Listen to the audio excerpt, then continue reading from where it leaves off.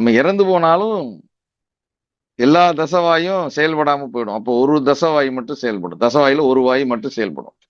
அவன் வேலையை முடிச்சுட்டு தான் போறான் சனி. இறந்து போனாலும் டக்குன்னு சனி வெளியேறது இல்ல. இருந்து இந்த உடலை அழித்து விட்டு மொத்தமாக அழித்து விட்டு போவான். அதுக்கு பேரு தனஞ்சயன்னு பேரு. அந்த வாயுக்கு பேரு தனஞ்சயன். அவன் உடம்பு அழுக வைக்கிறது. உடல் உயிர் இல்லை என்றால் இந்த உடலை அப்படியே போற்ற முடியாது. அழுக வைத்து அது டெஸ்ட்ராய் பண்ணி மண்ணுக்கு உரமாகவோ அல்லது வேறு விதமாகவோ கொடுத்துட்டு அதுக்கப்புறம் தான் அந்த தசவாயு போயிடும். ஒரு சிறு சதை துண்டு இருக்கும் வரை, எலும்புக்குள் மஜ்ஜை இருக்கும் வரை இந்த தனஞ்சயன் வாயு வேலை செஞ்சுக்கிட்டே இருப்பான். மீதம் இருக்கக்கூடிய 9 வாயுக்களும் உயிரோடு இருக்கும்போது வேலை செய்வார்கள். இப்ப நான் பேசுறேன், பேசும்போது வாயு அசையுது, இதற்கு ஒரு வாயு வேலை செய்யணும். நான் பேசும்போது கண்கள் இமைக்குது, இதுக்கு ஒரு வாயு வேலை செய்யணும். நான் பேசும்போது கை அதுவும் சில காரியங்களை சில வேலையை செய்யுது. கைகள் தூக்குவதற்கு, கைகள் இறக்குவதற்கு, கால்கள் நடக்குவதற்கு, தலையை அசைப்பதற்கு, நெற்றியை சுருக்குவதற்கு, இந்த உடலில் என்னென்ன இயக்கங்கள் எல்லாம் செய்ய வேண்டுமோ எல்லா இயக்கத்தையும் சனி தான் இயக்குகிறான். எனவே அவன் தச வாயுக்களாக இருந்து இயக்குவான்.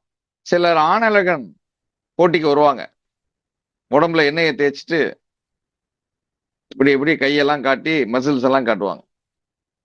அப்ப சிலர் கவனிச்சு பாத்தீங்கன்னா மார்பு பகுதி, ஒரே ஒரு மார்பு பகுதியை மட்டும் அப்படியே அசைப்பாங்க, தூக்கி தூக்கி அசைப்பாங்க.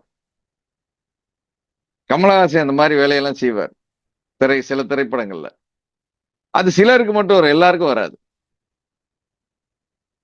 அதே மாதிரி நடன கலைஞர்களை பாத்தீங்கன்னா அந்த கழுத்து மட்டும் இப்படி இப்படி அசையும். கொஞ்சம் பிராக்டிஸ் பண்ணா 10 நாள்ல வந்துடும். உடம்பு இருக்கும், கழுத்து மட்டும் இப்படி இப்படி அசையும். இப்ப நமக்கெல்லாம் உடம்பும் சேர்ந்து அசையுது. அது ஒரு இதுவாய். அதே மாதிரி புருவம், 2 புருவத்தை அசைப்பாங்க. சில நடிகை எல்லாம் பாத்தீங்கன்னா 2 புருவத்தை அப்படியே அழகா அசைப்பாங்க. நம்மளால ஒரு புருவம் தான் அசையுது. அப்படி மாறி மாறி மாறி மாறி வரணும். அதுவும் தசவாயுக்கள்ல இந்த காரியங்கள் செய்யும். ரொம்ப முக்கியமா சாப்பாடு சாப்பிட்றோம், சாப்பிட்ட பிறகு முழுங்கிடுறோம். இந்த உள்ள தள்ளுறது யாது? நாக்கு. பல்லு அரைச்சு நாக்கு என்ன பண்ணும்? தள்ளி விட்டுரும் உள்ள. தொண்டை வாங்கிக்கும். தொண்டைக்கு அப்புறம் இறங்கணும்ல, அப்படியே சொட்டேர்னு இறங்கிறாது. இப்ப மாடியில இருந்து நம்ம குதிக்கிறோம் அப்படின்னா தம்முன்னு விழுந்துருவோம். உணவை போட்ட உடனே தொண்டையில இறங்கிருச்சுன்னா உடனே பொத்துன்னு போய் இறப்பையில விழுகாது. அது ஸ்டெப் பை ஸ்டெப்பா போகும். அப்படி பிளச் பண்ணி பிளச் பண்ணி பிளச் பண்ணி பிளச் பண்ணி போகும். அப்படி அந்த இறக்கத்தை, அந்த உணவை அப்படியே இறக்கி இறப்பைக்குள்ள கொண்டு போகக்கூடிய ஒரு வாயு, அது ஒரு வாயு. அதுக்கப்புறம் அதை அரைச்சு முடிச்சு எல்லாம் சத்துக்கள்லாம் போன பிறகு அந்த சக்கைகள்லாம் எடுத்து குடல் பகுதியில தள்ளி மடக்குடலுக்கு கொண்டு போய் தள்ளுறது, சிறுநீர் நீ பிரிச்சு சிறுநீர் குழாய்க்கு தள்ளுறது, இவை அனைத்தும் அது ஒரு வாயு. சிறுநீரை வெளியேற்றுவதும் மலத்தை வெளியேற்றுவதற்கும் அது ஒரு வாயு. அதே போல குழந்தை பெறும்போது அந்த குழந்தையை வெளியேற்றுவதும் ஒரு வாயு. அப்போ எல்லா உந்து சக்திக்கும், உடம்புல இருக்கக்கூடிய எல்லா உந்து சக்திக்கும்